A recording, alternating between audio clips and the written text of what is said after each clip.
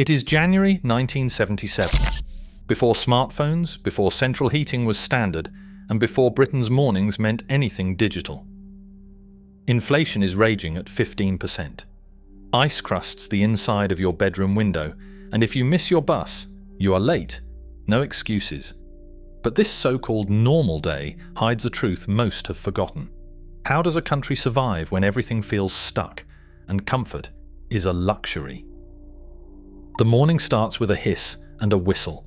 A metal kettle rattles on the gas hob, steam rising into a kitchen that is barely warmer than the street outside. A hand fumbles for the radio, tuning in to BBC Radio 4. John Timpson's voice cuts through the static, matter-of-fact and measured, reading out headlines about rising prices and promises from Downing Street. The news is everywhere. Inflation at 15%, wages lagging behind, and the Prime Minister's reassurance that things will improve, though nobody at the breakfast table looks convinced. On the doorstep, glass milk bottles stand in neat rows. Silver top from the co-op, delivered before sunrise by a milkman who knows every house on the street. The cold keeps the milk fresh, no need to rush it into the fridge if you even have one big enough. Indoors, breath clouds in the air. Only about half the homes in Britain have central heating, and for everyone else the chill is a fact of life. Bedrooms hover around 12 degrees, sometimes colder, and ice etches patterns on the inside of the windows. Breakfast is a ritual, but not an indulgence. Kingsmill white bread, toasted over the grill, spread with Hartley's strawberry jam. A pot of PG Tips tea, leaves swirling in a brown Betty teapot, poured strong and milky. If it is a good week, there might be a fried egg or a rasher of bacon. For most, it is tea, toast, and the sound of the news. Children pull on wool uniforms, the fabric scratchy against their skin. Grey shorts, pleated skirts, and a school tie knotted as tight as the household budget. Adults layer up, shirt, jumper, overcoat, ready to face the damp. The weather is barely a consideration. Everyone is going out, regardless. By 8 o'clock, the street comes alive. Red double-decker buses rumble past, doors clattering open to swallow lines of commuters. Upstairs, the air is thick with smoke, embassy cigarettes, a haze that clings to wool coats and hair. Downstairs, men bury themselves in newspapers, headlines screaming about the cost of living. The Sun and the Daily Mirror both run the same story, inflation biting hard, and James Callaghan's words ringing hollow. Yet the bus keeps moving, each stop a reminder that life, even in the cold and the gloom, goes on. The city waits. The day has only just begun. On the factory floor, the lunch bell cuts through the drone of machines. At British Leyland in Coventry, boots shuffle along concrete corridors toward the canteen.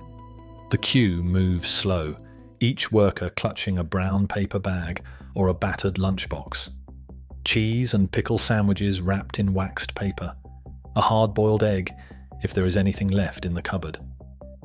Tea pours from a thermos, pale and sweet, steam fogging up safety glasses. A Mars bar tucked away for Friday is a small luxury. The canteen itself hums with low voices and the scrape of metal chairs.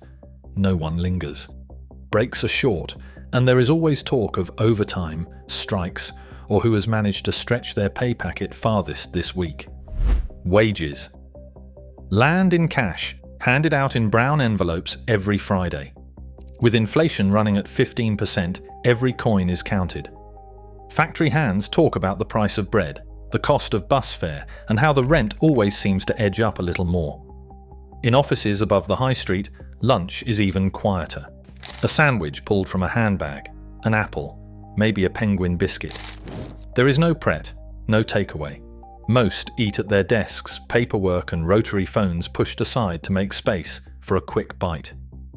The clock moves slow. The only sound is the ticking of a wall clock and the shuffling of papers. Downstairs, the high street pulses with its own midday rhythm. Woolworths is packed, aisles full of children spending pocket money on pick and mix sweets. Shoppers scan shelves for deals, mindful of every penny. Marks and Spencer's doors swing open and closed, but everyone knows they will shut at 5:30 p.m. sharp. No late-night shopping, no background music. Just the clatter of tills and the steady flow of feet on tiled floors. Time in these places feels measured, deliberate. There is no rush, but also no room for waste. Every lunch, every purchase, every minute is weighed against a backdrop of uncertainty. For most, the day is about getting through, making do, holding on, and hoping that tomorrow will not cost more than today. At 3:30, the school bell lets loose a stampede. Children spill onto the pavement, bags thumping, knees already scuffed, rally chopper, bikes wobbling between parked cars. There is no schedule, no adult hovering at the curb. The street becomes their playground, chalk lines on the concrete for hopscotch, a battered leather football bouncing off brick walls, laughter echoing between front gardens. Someone's mum shouts from a window, but nobody's ready to go in. The only rule is simple: be home when the streetlights flicker on. Down the road, a different rhythm takes over. Factory gates slide open and workers file out, hands stained with oil, faces tired but alert. It is Friday, and that means pay packets. Real cash folded into brown envelopes, pressed into palms by the foreman. There is a quick count, a nod, maybe a muttered calculation about what is left after rent. For some, it is straight to the corner shop for a loaf and a tin of beans. For others, it is a detour to the PUB, coins exchanged for a pint of Watney's Red Barrel, 26 pence pulled from a sticky counter. The same faces, the same jokes, the same complaints about the cost of everything. On the walk home, pockets feel lighter, but the step is easier. Kids still chase each other past the pub windows, the last of the daylight stretching across rows of terraced houses. In this hour, the lines between generations blur. Children lost in games, adults lost in routine, everyone sharing the same streets, the same air, the same uncertain future. Soon, the smell of dinners will begin to drift from open doors, calling everyone back inside. The kitchen fills with the smell of browning onions and simmering gravy. At the heart of it all, a woman stands over a battered saucepan, sleeves rolled up, moving with the quiet authority of someone who has done this 1,000 times. Dinner is shepherd's pie, mashed potatoes piped in careful rows, or maybe bangers and mash, sausages hissing in the pan. On some nights, it is spam fritters with tinned peas, the kind of meal that stretches a pay packet just far enough. Dessert is never fancy, but it is always sweet. Angel delight whipped to a pastel froth, or a tin of ambrosia rice pudding, cold and thick straight from the cupboard. The table is formica, its edges worn smooth by elbows and homework. Plates clatter down and everyone finds their place. No one eats alone. Conversation drifts from school to work to the price of bread. There is no background noise, just the scrape of cutlery and the sound of voices rising and falling in the same rhythm as always.